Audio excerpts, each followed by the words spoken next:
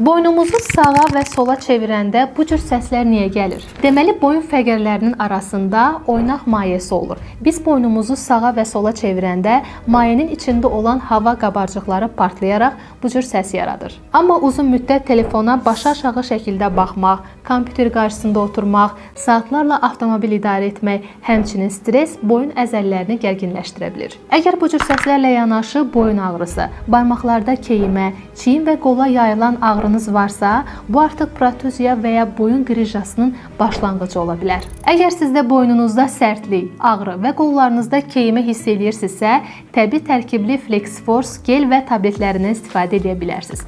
Flexforce bildirim ki, dərman deyil, bitki tərkibli qida əlavəsidir. Tərkibində isə hamımızın tanıdığı kamfra, istiotlu nanə, lavanda, evkalipt yağı ilə yanaşı qığırdağın əsas tikinti maddəsi olan glukozamin, xondroitin sulfat və hidroliz olunmuş kollagen var. Bu məhsullar birlikdə istifadə olunduğu zaman qan dövranını yaxşılaşdırır, oynaqları qidalandırır, zədələnmiş oynaqlarda iltihab və ağrını, duzlaşma əlamətlərini azaldır və hərəkət qabiliyyətini yaxşılaşdırır. Gələk indi də məhsulun istifadəsinə. Deməli, geli gündə 2-3 dəfə ağrıyan hissəyə vurub masaj edirsiniz.